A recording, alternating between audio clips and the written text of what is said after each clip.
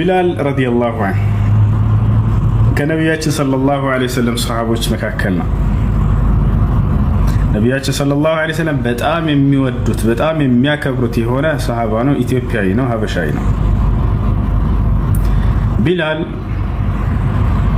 በመካ ምድር ላይ ከመካ ሹማምንቶችና ንጉሶች መካከል ከአንዱ ጋር ባሪያ ነበር፣ አገልጋይ ነበር። በዚህ ሁኔታ ሳለ በባዕድ አምልኮ ላይ ያለ ነበር። ነቢያችን ሰለላሁ ዐለይሂ ወሰለም ነቢይ ተደርገው በተላኩ ጊዜ አስተምሮታቸውን ሰማ። ወዲያው በቃ ተማረከ በትምህርታቸው። ኢስላምን ለመቀበልም ወሰነ። እስልምናን ተቀበለ። ከባሪያዎች ለመጀመሪያ ጊዜ ያመነው እርሱ ነው። ገና 10 አካባቢ ሳይሞሉ ጊዜ ነብዩ ሰለላሁ ዐለይሂ ወሰለም ትውልዶች ገና አስተምሮ በጀመሩ ጊዜ ከነዚያ መካከል ከነበሩት አማኝ ነው ቢላል። መጀመሪያ ከቀዳሚዎቹ አላህ በጣም ካወደሳቸው ወሳቢቁን አልአወሉ እነዚያ ቀዳሚዎቹ የመጀመሪያዎቹ ብሎ አላህ ካወደሳቸው መካከል ቢላል ነው። በማመኑ ምክንያት ግን የእርሱ አለቃ ፈቃደኛ አልነበረም። ጌታው ማለት ነው። ጌታና ባሪያ የሚባል ነገር አለ አይደል? አለቃ እንደ ጌታ ይባላል። እና የእሱ ፈቃደኛ አልነበረም። ይሄን በሰማ ጊዜ በቃ ቢላልን ወደ ነበርክበት ወደ እኛ እምነት ተመለስ፣ ሙሐመድን አትከተል፣ ካልሆነ ግን አሰቃይቼ እገድልሃለሁ አለ። እንዲህ በቀላሉ አይደለም አሰቃይቶ እንደሚገድለው ነገር። ቢላል ግን በፍጹም ይሄን ሊቀበል አልቻለም። የፈለግከውን በእኔ ላይ ማድረግ ትችላለህ፣ በፍጹም እኔ ከኢስላም አልመለስም አለ። ከዚያም በኋላ በፀሐይ በተራራ ላይ የመካን ፀሐይ ታውቃላችሁ፣ በዚያ ላይ እርቃኑን አደረገው። ከዚያ ድንጋይን ጫነበት። በጣም ትልቅ ቋጥኝ ድንጋይ በደረቱ ላይ ልክ ያ ድንጋይ አሰቃይቶ ደረቱን በቃ በዚያው እንዲሞት ፍጻሜው እንዲሆን ማለት ነው። እስክትመለስ ድረስ ማንም አያነሳለም ይሄን ድንጋይ ብሎ ተወው። በዚህ ሁኔታ እየተሰቃየ ያለ ያኒ አሐድ የሚል ቃል ይናገር ነበር። ወደ አማልክቶቻችን ተመለስ እያሉ እየጠሩት ነው። ብዙ አማልክቶች አሏቸው፣ 360 አማልክቶች ወጣቸዋል።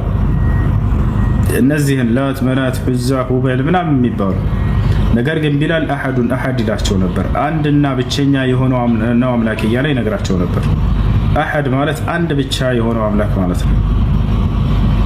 ቢላል ከዚህ ቃሉ ወደ ኋላ አላለም ነበር። ነብዩ ሰለላሁ ዐለይሂ ወሰለም እያለፉ ሰሙት። ይሄን ቃል እየተጣራ አሐድ ሲል ሰሙት። ካጠገቡ እያለፉ ያ ቢላል ሰዩነጂከ አሐድ ብለው ተናግረው ትሄዱ። ቢላል ሆይ ይህ አንድ የምትለው አምላክህ ያድንሃል፣ ጠብቅ አሉት።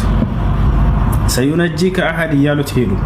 እንደ አጋጣሚ መንገድ ላይ የሄዱ ነቢያችን ሰለላሁ ዐለይሂ ወሰለም አቡበክር ስዲቅ ረዲየላሁ ዐንሁን አገኙት። አቡበክር ስዲቅ ደግሞ ካመኑት መካከል ነው፣ ከመጀመሪያዎቹ አዛቸዋል፣ ካመኑት መካከል ነው። ከዚያ በኋላ አቡበክር ስዲቅ ደግሞ በጣም ሀብታም ነው፣ ገንዘብ ያለው ነጋዴ ነው። ነቢያችን ሰለላሁ ዐለይሂ ወሰለም ሂድና ወንድምህን ከባርነት ቀንበር ነፃ አውጣው ቢላልን አሉት።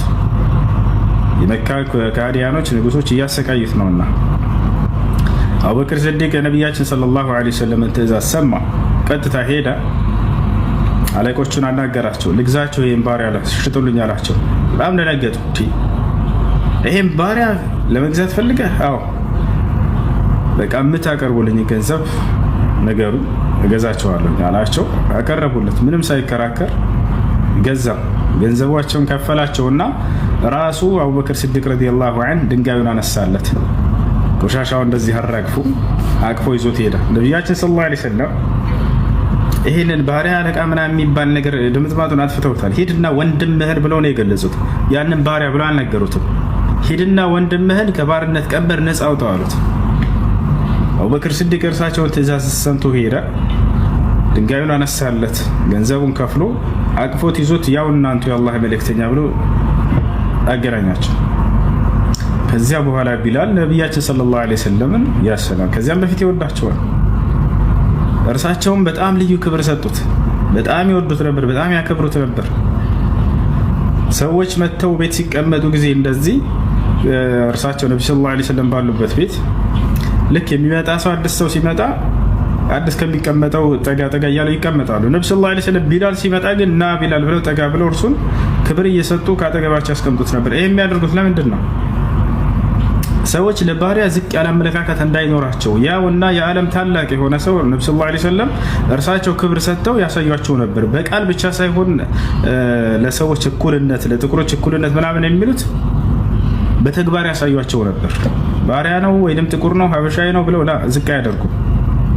ነቢያችን ሰለላሁ ዐለይሂ ወሰለም ማን አዛን ያድርግ የሚለውን ነገር እንትን ሲባል አዛን ለማድረግ የኔ ሰው የቁረይሽ ሰው አረብ መሆን አለበት አላሉ።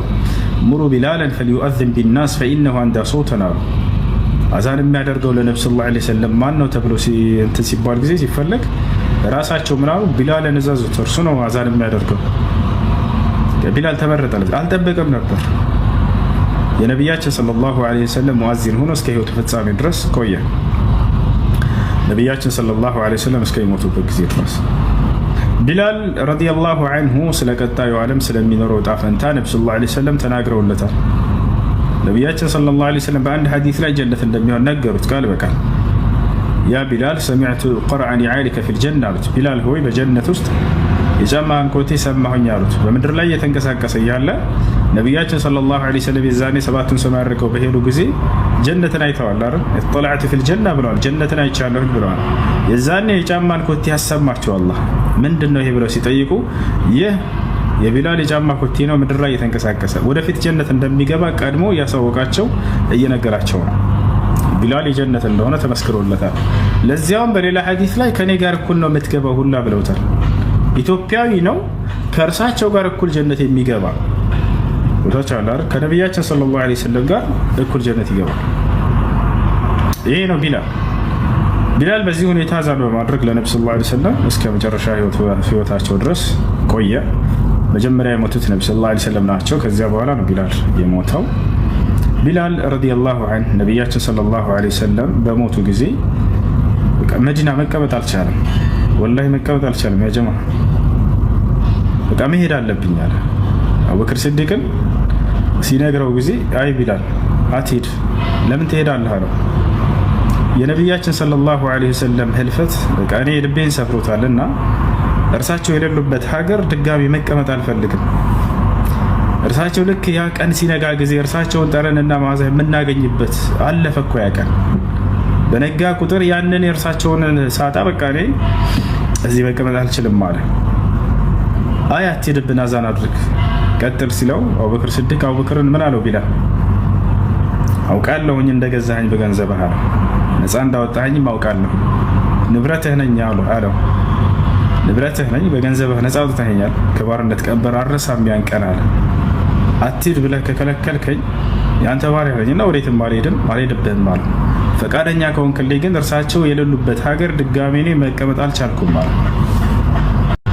ድጋሜ መቀመጥ አልቻልኩም አለ። አቡበክር አለቀሰ እንደዚህ ሲለው፣ እኔ ለዛ ብዬ አይደለም ቅር ያልኩ፣ አንተ አዛን በምታደርግ ጊዜ የነቢያችን ሰለላሁ ዐለይሂ ወሰለም ጊዜ ታስታውሰናለህ። ለዚህ ነው አለ ፈቃደህ ካልሆነ በቃ መሄድ ፈቃደኛ ሆኛለሁ፣ ሂድ እንደፈለግህ አለ። እሺ አለ። ሄደ። በቃ መቀመጥ አልቻለም። የት ሄደ? ሻም ሶሪያ ሄደ። ሶሪያ ሄደ ቢላል ረዲየላሁ ዐንሁ። ከዚያ በኋላ በዚያ ባለበት ጊዜ ነው ከዕለታት አንድ ቀን ከሚስቱ ጋር እየኖረ እያለ ቢላል ረዲየላሁ ዐንሁ ሻም ላይ ሶሪያ ላይ ሚስት አግብቶ እዚያ እየኖረ ያኔ የህይወቱ ፍጻሜ ላይ ሲሆን አካባቢ አለቀሰ። በካ ረዲየላሁ ዐንሁ ሚስቱ አለቀሰች። ምን ሆነሽ ነው የምታለቅሽው አላት። ገደን ያኒ ነልቀ ልአሒባ ነገ ከወዳጆች ጋር ከነብዩ ሰለላሁ ዐለይሂ ወሰለም ጋር ልገናኝ ነው። ምንም የሚያስለቅስ ነገር የለም። እንዳው ልትደሰች ነው የሚገባው።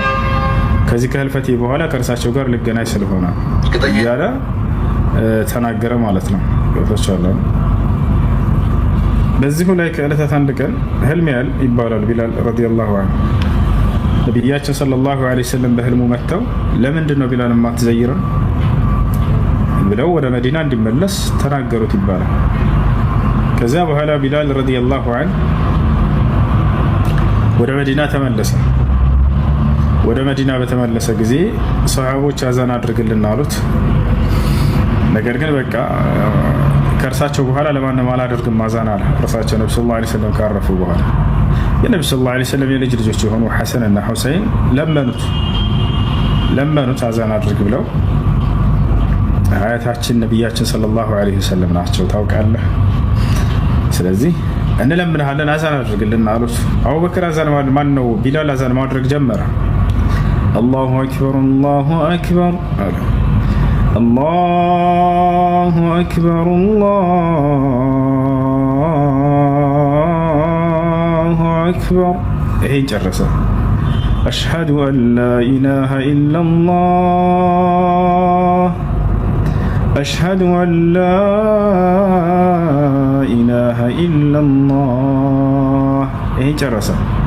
አሽሀዱ አነ ሙሐመደን ረሱሉላህ የሚለውን መጨረስ አልቻለም። ሙሐመድም የአላህ መልእክተኛ ናቸው የሚለውን ማለት ነው ሰለላሁ ዐለይሂ ወሰለም።